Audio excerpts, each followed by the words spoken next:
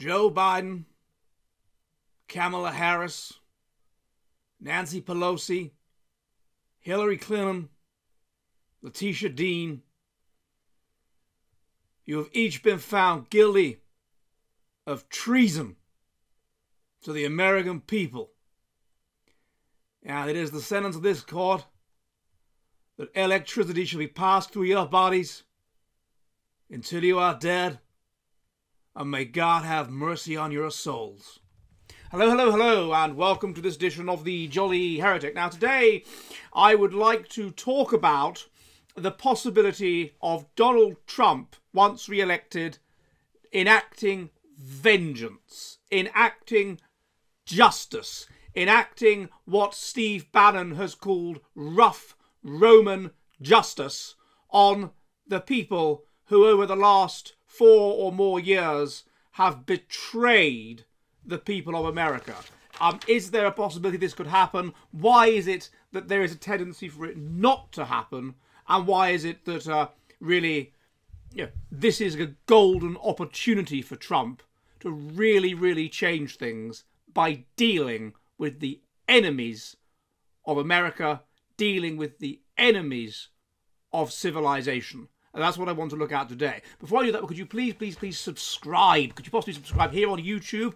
Leave a like and leave a comment and hit the bell. And subscribe on my Substack, thejollyheretic.com, where I put all of the spiciest content, in-person interviews, movies, transcripts of my stuff, all kinds of stuff. And where if you like what I do, you can support me for the cost of a pint of beer a month. Okay, back to the video. Now, Konstantin Krysin of the rather purple-pilled trigonometry has come up with some interesting ideas on why Trump has won. He has said that, unlike Europeans, Americans love their country. They are less pessimistic about their country. They do not want a kind of managed decline of the kind that Europe has been experiencing really since the Second World War. There is a strong independent streak in them, a strong desire to resist big government. And also he notes that they are highly philo-Semitic. Now, if we look into this, I think it crosses over with basically being right-wing, conservative and nationalistic. The people that emigrated to America were a subsection of the English. Those are the people that founded America. That's the founding culture, even now. Basically, English Puritanism, English Christian fundamentalism. People that are highly religious tend also, on average, to be highly patriotic, to be highly nationalistic. So you would expect them to be more ethnocentric than the English they've left behind, to love their country to a greater extent. For this reason, they would also be more religious, of course, and therefore they would have a strong sense of eternity, a strong sense of the future, a Christian sense of things getting better and moving towards heaven on earth. So there would be less of a desire, or less of a belief there could even be a managed decline. The resistance to government is quite interesting because these people came and settled America on the basis that the English government wouldn't permit them to be fundamentalist enough. That is why, at least in the northern states, that is why a lot of them who dominated in the Civil War and won and took control, that is why a lot of them came there. So there is a strong resistance to government, a frontier kind of mindset where you go out as a Christian family and nothing should interfere with your Christian family. Family is the essence of this Puritan way of seeing the world. And finally, he notes that they are highly philo-Semitic, and that this is relevant to Trump being elected.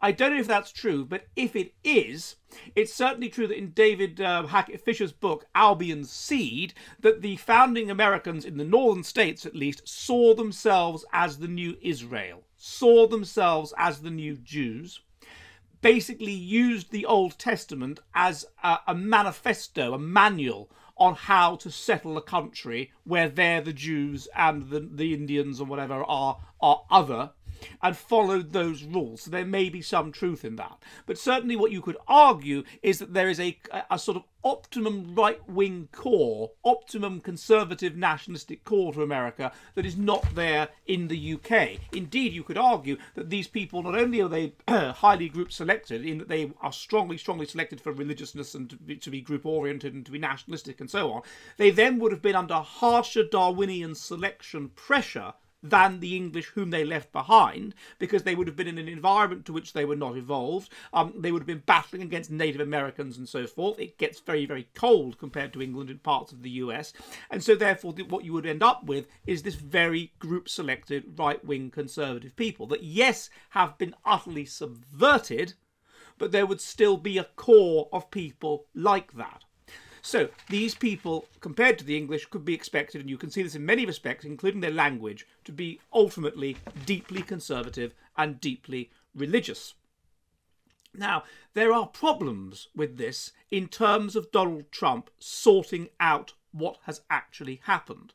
And that problem is that there is a degree to which such people, i.e. right-wing people, are basically just too nice. As we have seen in various videos that I have done, on average, people that are right-wing, people that are conservative, are higher in agreeableness. They are higher in altruism and empathy. They are higher in conscientiousness. They hate the left much less than the left hate the right. They are far more forgiving of other people. They are less narcissistic, and so therefore they don't have a sense of entitlement and in the sense that the left do. And most importantly, they are less Machiavellian. And this may relate to the fact that they are more mentally stable. And because they are more mentally stable, they don't feel negative feelings as strongly. They don't feel anxiety as strongly. They don't feel paranoia as strongly. They don't feel anger as strongly. So you would expect them to be less vengeful people. And because they are more mentally stable, they don't see the world as a frightening, awful place that they need to take control of. They take the view that they're pretty much already in control of it, and then they're in control of their lives. So therefore, they're less Machiavellian. They're more forgiving to others. They're more prepared to let others just live and let live. And they have a desire to grill. They just want to grill, because they're content with life, and they believe that God is looking after them, and they believe they are free and have free will, and so therefore they don't really have to fight. They just want to grill and ultimately be kind and reasonable and move towards eternity. And the problem with this is they can grill as much as they like, and they can have as much lovely rare steak or whatever it is that they want as they like, but they will have to watch as the Machiavellian left betray them again and again, go back on their word again and again and again. As I have shown in various videos, the left are Machiavellian, the left are liars, who are prepared to, at the end, justify the means, who are prepared to engage in instrumental harm with reviews of what they want. They are resentful and prepared to tear everything down. They deeply distrust and despise the right in a way that is not reciprocated, because they are narcissistic, and the presence of the right questions their sense of themselves as perfect, which allows them to deal their sense that they're perfect, they know everything. It questions the ideas which they use to give themselves a sense of moral superiority, and therefore this confronts them with the dark, hollow, frightened self at their core. So therefore, this is an opportunity for Trump, and please God, let him not mess it up. Joe Biden, he would argue, stole the 2020 election. I'm not saying he did, but he would argue that he did. And he threw open the borders. This is treason. Treason. And therefore, as a clear message to the people, the leftists now who are screaming their heads off and going mad, surely he needs to be prosecuted for treason. Kamala Harris, similar kind of thing, weaponized the justice system, weaponized justice against him. These people showed no mercy to him. Treason. Obama, Trump would argue, manipulated a kind of Russian interference with the election in order to stop Trump from winning in 2016. Treason. Hillary Clinton, utterly corrupt, used her private server to send messages and had whitewashed the messages that she had sent. Corruption. Nancy Pelosi, he accuses of corruption with regard to having stock in Visa, and then when Visa collapsed, pulling out at just the right moment. Corruption. And of course Letitia James, who is the prosecutor in New York, has brought all kinds of frivolous, useless, vexatious cases against him in order to undermine him and destroy him. Corrupt, has engaged in lawfare, and by the way has done the same thing against VDare. to the extent that she's completely shut it down. Corruption.